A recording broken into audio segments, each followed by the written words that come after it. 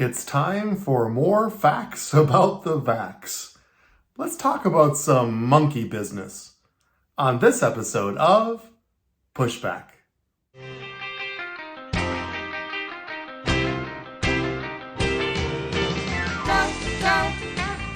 Go, Jonny, go, go.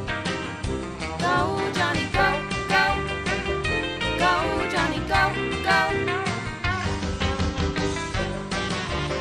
If you're concerned about the direction our culture is heading, then maybe it's time to push back. Hello everyone, it's Dr. Jonny here again, and it's time for another episode of Pushback.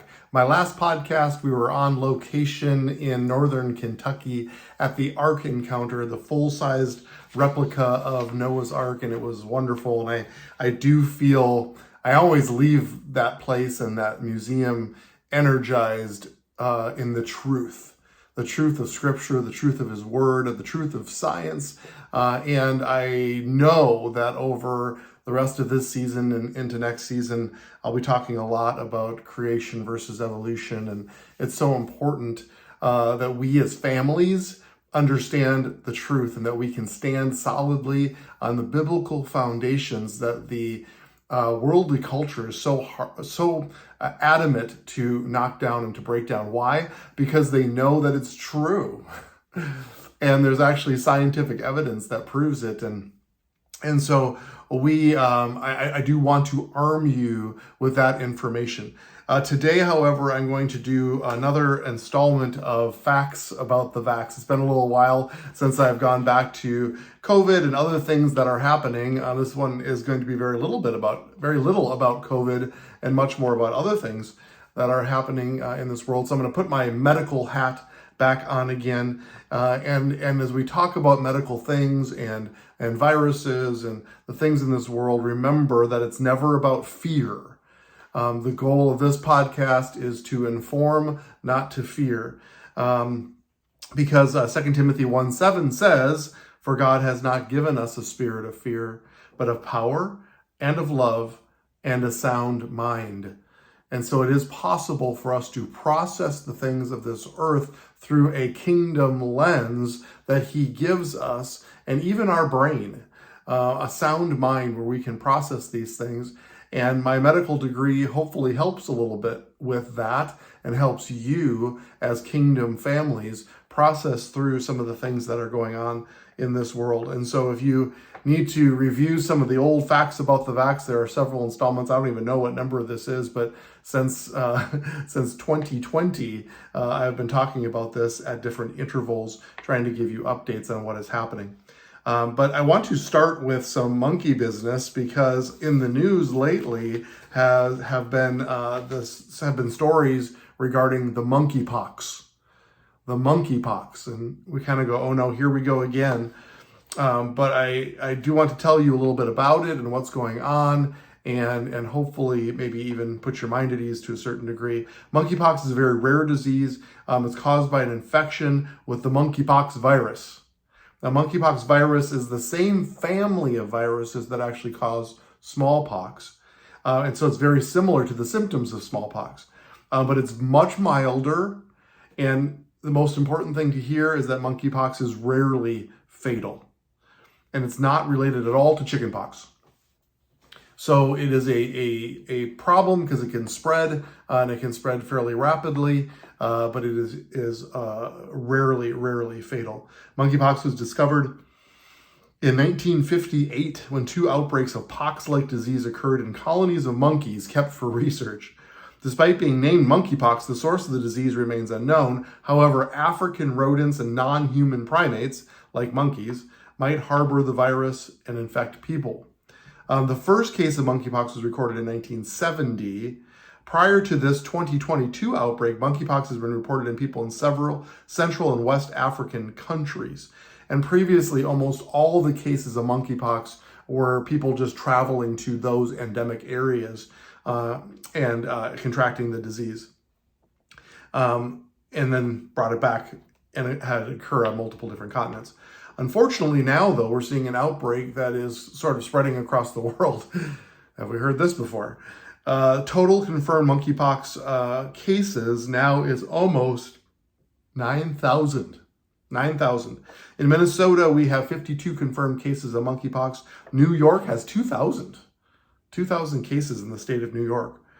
So let's talk about symptoms of monkeypox. What is going on here? People with monkeypox get a rash that may be located on or near the genitals. It can be on other areas like hands, feet, chest, face, mouth. The rash goes through several stages, including scabs, especially before healing. The rash can initially look like pimples or blisters, may be painful or itchy. Other symptoms of monkeypox can include typical of a viral infection: fevers, chills, swollen lymph nodes, fatigue, muscle aches, headaches. Some respiratory symptoms such as a cough, congestion, sore throat, but usually nothing too severe from that standpoint. You may experience all or only a few of the symptoms. Some people have a flu-like symptoms before they get the rash. Some get the rash first. Others only experience the rash, so it's real variable as far as how it presents that way. The monkeypox symptoms usually start within 3 weeks of exposure to the virus. If someone has flu-like symptoms, they will usually develop a rash about 1 to 4 days later. So monkeypox can be spread from the time the symptoms start until the rash is healed and all the scabs have fallen off and a fresh layer of skin has formed. So it's pretty contagious until we actually get to the healing of the skin portion. The illness typically lasts about 2 to 4 weeks, which unfortunately is a long time to be contagious. So what about spread? This has certainly been in the news lately. Monkeypox can spread to anyone through close, personal, often skin-to-skin contact, including direct contact with monkeypox rash, scabs, or body fluids from a person with monkeypox. And so that obviously is going to include intimate behavior as well. Touching objects or fabrics, clothing, bedding, towels, or surfaces that have been used by somebody with monkeypox, or contact with respiratory secretions. So obviously it's close personal contact. Or touching objects that have had close personal contact with somebody with monkeypox. A pregnant person can spread the virus to their fetus through the placenta. It is possible for people to get monkeypox from infected animals, either by being scratched or bitten by the animal, or by preparing or eating meat or using products from an infected animal. So all that stuff is a little disconcerting for sure, but certainly something to keep an eye on, especially as cases are tending to kind of increase in the general area. So what do we do to prevent from getting monkeypox? Well, hopefully you guys are experts at this by now, considering the last 2 to 3 years that we have been dealing with viruses spreading rapidly across our population. You avoid close skin-to-skin contact with people who have a rash, and that looks like monkeypox. Avoid contact with objects and materials that a person with monkeypox has used. Wash your hands, soap and water, alcohol-based hand sanitizer, especially before eating or touching your face or after you use the bathroom, etc. I believe maybe this is just, common sense, but also just a new way of life here in America as we're dealing with these dealing with these viruses and as they spread across our population. People should take precautions to reduce their exposure to monkeypox until they know that their immune system is protected. And here we go. Are you ready? There is a vaccine. It's actually similar to the smallpox vaccine. And so again, people who are severely ill, weakened immune systems, you're going to want to talk to your healthcare professional about perhaps getting vaccinated. So here we go again. There are no treatments specifically for monkeypox, similar to when COVID first had its outbreak. However, because they are very similar to the smallpox virus, there are some antiviral drugs and, of course, this vaccine that can help prevent the spread of smallpox or monkeypox. So stay tuned. I'm certain more recommendations will be coming around as well, but Again, there is a vaccine available. Now remember, vaccines are not foreign materials that give you some kind of artificial immunity. They are deactivated viruses that allow your own natural immunity to react to the substances so you don't have to get infected with the disease to still get protection against the disease. That's why vaccines work very well. Which transitions me to COVID-19. I know this has been certainly a controversial topic.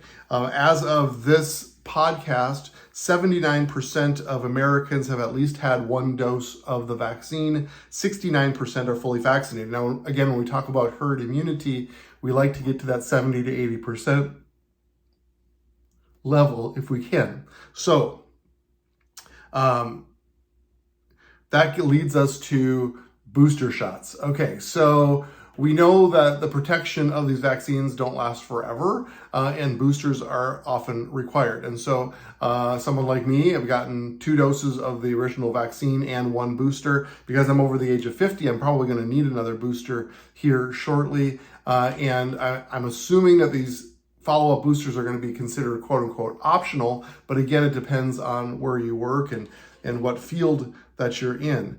Now, if you are high risk or you are unvaccinated at this point, obviously getting vaccinated is the key. And I believe with all of my heart, and I've been preaching this over the last couple of years, that it's because we have this 70 to 80% vaccination rate. This is the reason why COVID numbers are improving so dramatically now. Hospitalizations and deaths are way down. Cases are still steady, but generally going down, and the cases that we've been getting have certainly been mild. Now, of course, in the unvaccinated, cases are still tending to be a little bit more severe. I just had a gal in the emergency room last night who was in her mid-20s, and she tested positive for COVID, and she was sick. I mean, she was achy, but her oxygen saturations were good. She's going to do fine, but because she was unvaccinated, I could tell by looking at her that she is actually sicker than my vaccinated patients that I've been seeing testing positive, and that's what we've been seeing across the board. Vaccinations, the COVID vaccine has been protective against the severity of the illness, against hospitalizations, and definitely for deaths. And so vaccinations have been extremely effective and have been the reason why we are starting to go back to some normal life. My wife and I were at Costco the other day, and the big plastic barriers are down. She told me they've been down now for several weeks. There are just certain little things that are starting to feel like maybe we're getting closer to back to normal. So we'll see. But again, the key is protecting ourselves, protecting our immune systems, not giving this virus places to replicate and to harbor itself over and over again, with the risk or the chance that there would be a variant that comes out that becomes more problematic again. So consider the booster. Now, you may consider waiting to get the booster until the fall. And the reason I say that, I know we're not very far away from the fall, but if you consider waiting until you get the booster in the fall, the advantage of that could be is that there might be a flu COVID combo that's coming out. We're hoping that was going to be the case. And that can just simply protect you against both. You know, we have a southern hemisphere to this planet, and that's actually kind of helpful because the southern hemisphere, while we're in our summer, they're having their winter. And we've been seeing, unfortunately, a very bad influenza season in the south hemisphere. And so we can prevent that, my friends. I know the flu shot, it's been difficult to vaccinate people against influenza, but I can tell you with firsthand experience, and I've given this testimony before, big strapping farmer men in my emergency room, curled up in the fetal position, whimpering because they have influenza. It is no fun to get it. And a simple flu shot, very safe, very effective, can prevent you from getting influenza. Since I've worked in the medical field, of course, I've been required to get the flu shot. I have never had influenza. I've never gotten it. And that's a beautiful thing because it is a severe illness. And as you get older or you're more immunocompromised or even a big strapping farmer, you are going to get infected with influenza, and it's a very unfortunate disease and can make you very sick. And every year, of course, there are a significant number of deaths that come from influenza. It's usually the elderly, the weak, or the immune compromised. But this is not a benign illness. And it is not beneficial to your body to actually go through an illness that attacks your cells, your respiratory system, and weakens you. All of us who have had COVID or have cycled through this COVID season, our immune systems are probably already just a little tweaked from fighting all of these things. And it's not to our advantage to keep getting these fairly significant viral infections. Vaccines are a safe, effective way to prevent this from happening in the first place. So all that being said, it's very possible that there will be a combo flu COVID vaccine coming this fall. And that would be nice and certainly convenient. And so if you're on the fence about getting a booster and you're young and you're healthy and you have no other risk factors, I would say it's a reasonable thing to maybe consider waiting for that. If you are not vaccinated, you need to start the vaccine soon, as fast as you can, especially heading into the winter season. Or if you are at a higher risk population, you may want to just go ahead and get your booster and get protected as fast and as quickly as you can. So again, talk to your physician, look at the information online, and you can make that informed decision for you and for your family. There is something called Paxlovid, which I prescribe not too infrequently. This is an antiviral medication. It's sort of the COVID equivalent of what we call Tamiflu, which is a antiviral treatment for COVID-19 called Paxlovid, Paxlovid. It's a proven effective treatment, especially in those who are unvaccinated. So Fairness and Disclosure Act, it's actually been treated on, or actually been tested on unvaccinated people. And those who have been, again, more high-risk population have been given Paxlovid, and it's been shown if it's given early in the course of the infection, usually within 5 days, that there is a shortened course, a better outcome, decreased hospitalizations and death from using Paxlovid. Of course, the studies are a little bit less conclusive on those who have been vaccinated, who are otherwise healthy. Does it make that much difference? Does it really help? I think, again, if you can catch it early and you can treat within first 5 days of symptoms, I believe it does shorten the course of things. And I certainly have used it. I used it on this gal in the emergency room because she was unvaccinated.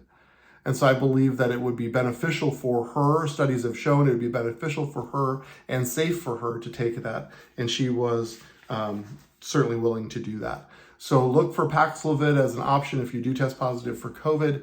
And if you have symptoms, it's to your benefit to let somebody know quickly, get tested so that you could potentially be treated. Because after 5 days, it becomes pretty meaningless as far as treatment goes. And the last thing I want to talk about in facts about the vax is sort of an exciting thing on the horizon about another vaccine, if we can go for the trifecta here today in the vaccine world. But it's in the final clinical trial for a Lyme disease vaccine. And for many people in the country, you might shrug your shoulders and go, okay. But for especially those in my area, I live in an extremely endemic area for Lyme disease. Now, because this is a public service announcement, I'm going to just educate you on this. It is Lyme disease, not Lyme's disease. There's no apostrophe S. So it's Lyme disease.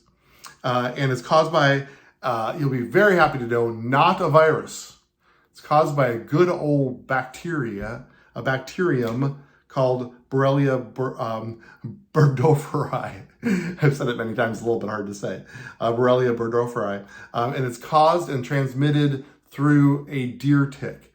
And I want people to understand that very specifically, it cannot, I say cannot, be transmitted through a common wood tick. So deer ticks are smaller. Look it up online, get some pictures. The problem with deer ticks is that they're so small sometimes that they are very undetected. And that's sort of what makes them kind of sinister and hard to know whether you've been exposed or infected. And that's where this vaccine could be extremely helpful, especially in our area. The studies that's now underway include 6,000 participants in the US and Europe who are at least 5 years old and who live in places where Lyme disease is highly endemic. So what are those places in the United States? Well, it's the New England states, Wisconsin, and Minnesota.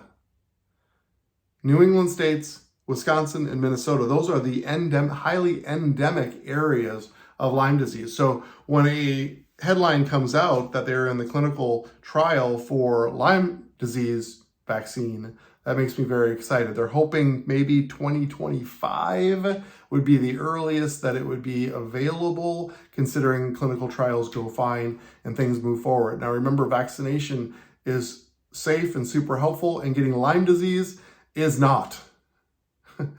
Lyme disease is, of course, I've seen it many times, extremely destructive to your body, to your joints. Sometimes can have lasting effects, even on mental functioning and ongoing abdominal problems, nausea, achiness, orthopedic problems. There's a whole wide range of problems that Lyme disease not only gives acutely, but sometimes chronically in people. And so if we can prevent that with a vaccine, that would make a huge difference in a state such as Minnesota. And so please keep an open mind as far as getting the vaccine. And then when it's available, I would highly recommend that you pursue it for you and for your kiddos, who especially are out running around in the woods. We don't want to have that concern about contracting Lyme disease. So stay tuned for that. It's certainly an exciting thing that's coming, hopefully, down the road. It's interesting because they developed a Lyme disease vaccine about 20 years ago, but there was very little interest. Lyme disease wasn't nearly as endemic as it is now, and so it's actually increasing and expanding again, like other infections we've been talking about over the past 2 to 3 years. And so now it's a completely different culture, and I think the interest would be through the roof. So remember, vaccines have been around for years and years. They're very safe and effective, and I believe God-given because it protects us from these horrible things that are happening. So I appreciate your time and listening to this, and of course, I'm always open to feedback and for questions. So pushbackculture.org if you have questions about vaccinations, about Monkey Pox, about COVID, about the Lyme disease vaccine. I would love to hear your comments and questions about that, and I will honor those and respect your questions and answer them with honor and respect. I'd love to share them on my podcast in the future if you have real concerns that you would like to share with my listening audience as well.